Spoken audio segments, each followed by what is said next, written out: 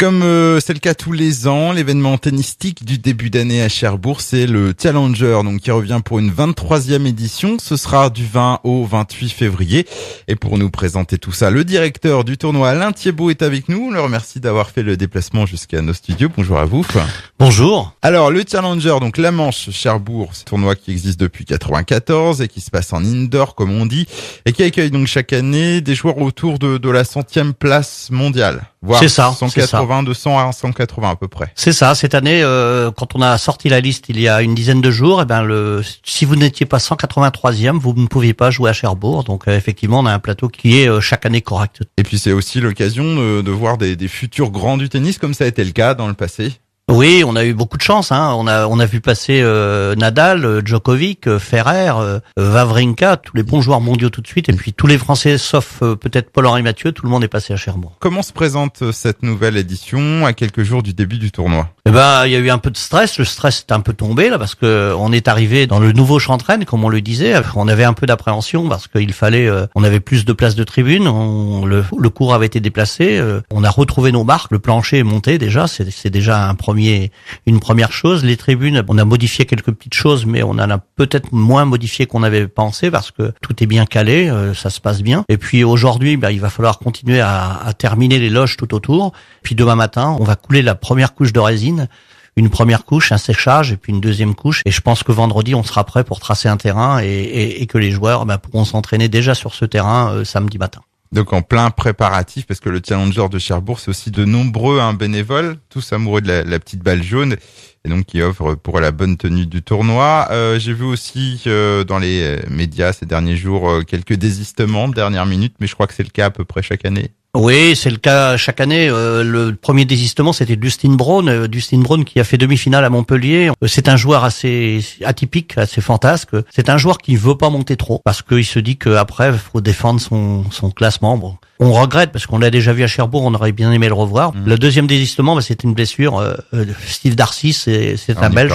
Et non, malheureusement, il est blessé. Et même pour lui, c'est dommage. C'est un garçon qui aurait dû jouer après Cherbourg en Coupe Davis avec la Belgique et pour lui, c'est dur et il ne pourra pas être à Cherbourg encore. Mais le plateau reste quand même très beau pour cette édition 2016. Quels sont justement ce qu'on appelle les têtes de série? Voilà, tête de série. La tête de série numéro 1, c'est un Serbe, il s'appelle Krajinovic et c'est marrant parce que quand je suis allé à Wimbledon cet été pour une réunion de directeurs de Challenger, on l'avait vu jouer contre Nicolas Mahut. Il avait perdu en 4-7 contre Nicolas Mahut. Donc Krajinovic, c'est un joueur qu'on attend. Il était ces temps-ci un petit peu blessé, j'espère que ça va aller. Et il est monté 98e joueur mondial hier matin. Donc vous voyez, c'est bien. Au niveau des Français, parce qu'on attend beaucoup les Français, avant les désignations de wildcard qui se feront en milieu de semaine, fin de semaine, on a déjà Pierre-Hugues Herbert. Pierre-Hugues Herbert, on l'attendait l'an dernier, il était justement blessé, il s'était blessé à Marseille. Et là, Pierre-Hugues, il vient de gagner Bergame. Il était 141 à la sortie de la liste. Et hier matin, il pointe à la 111e place. Et donc Pierre-Hugues, c'est quelqu'un qu'on aime bien parce qu'il a gagné le double Australia Open justement avec Nicolas Mahut, ça fait l'an dernier. Et c'est un joueur qu'on attend et c'est un jeune encore en devenir meilleur en double qu'en simple. Et là, il est déjà 111 en simple et je pense qu'il va monter, il sera top 100 dans 3 semaines. Ensuite, on a Quentin Ellis. Quentin Ellis, c'est la coqueluche des Français tout de suite. C'est un joueur qui a eu une wildcard à l'Australia Open ces temps-ci. Et il a joué au premier tour Djokovic, donc pas facile. Alors les 2 premiers sets, c'était dur pour lui. Il se mettait en route et le 3e set, même s'il a perdu en 3 sets, il a poussé Djokovic au tie-break. Donc c'est quand même bien. Et puis après, je vous dis des Français, Kenny De Schepper, le vainqueur de l'an dernier, Norbert Gombos qui revient. Du gros plateau et je pense que chaque jour on aura des gros matchs. On va s'intéresser au déroulement du tournoi. C'est comme chaque année, ça commencera donc le week-end sur 2 jours, donc samedi, dimanche avec les qualifs. Voilà, les qualifs à Tour-la-Ville. J'en profite pour remercier mes amis Tour-la-Ville qui chaque année nous accueillent.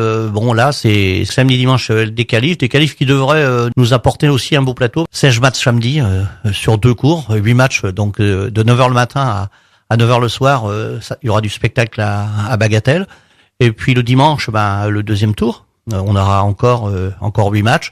Et puis le lundi, on terminera les qualifs en même temps que le début du tableau final avec 4 matchs qualificatifs. Et donc, comme on le dit toujours, c'est la jungle pour sortir. Il y a que 4 qui sortent et il y en a 32 au départ. Et les qualifs, c'est quelque chose de fabuleux pour les jeunes joueurs, quoi. Donc les qualifications en complexe Bagatelle à Tour-la-Ville, c'est gratuit. Ensuite, donc, le tournoi principal se déroulera à la salle Chantraine, donc à partir de lundi. On parle de la billetterie à présent? Oui, la billetterie, on a voulu cette année faire encore plus fort. On a voulu mettre en place un forfait semaine. Vous pouvez l'acheter dès samedi et dimanche et au contraire, vous aurez un tarif préférentiel qui sera de 35 euros. 35 euros pour toute la semaine, pour 7 jours de tennis, donc ça fait pas cher. Donc voilà, et ce forfait, si vous l'achetez samedi et dimanche, vous le payez, comme je vous dis, 35 euros, en sachant que si vous achetez les billets à la journée, dès que vous avez décidé de venir 4 jours, vous avez les 3 jours à la fin, gratuits. Et si vous venez même qu'en fin de semaine, votre forfait, il est rentable. Donc n'hésitez pas, et je pense que pour faire vivre ce tournoi, parce qu'on a besoin un petit peu de pécule pour le faire vivre, n'hésitez pas, et ça sera avec plaisir qu'on verra tous les amateurs de tennis. Et puis on peut vous suivre sur un site internet tout neuf. Voilà, un beau site bien mis à jour, challengerdecherbourg.fr, donc tout est facile, et je pense que là, de ce côté-là, vous aurez tous les renseignements, et vous avez même la parole en bas de site si vous avez des petites choses à nous dire. On vous remercie en tout cas, Alain Thiébaut. On vous souhaite donc une belle édition 2016 du Challenger La Manche Cherbourg. Et puis on aura le plaisir de vous retrouver quotidiennement donc sur notre antenne pour des points réguliers sur le déroulement du tournoi. Merci, et puis merci à GFM. On travaille super bien ensemble depuis plusieurs années, donc il n'y a pas de raison. On va passer une bonne semaine ensemble.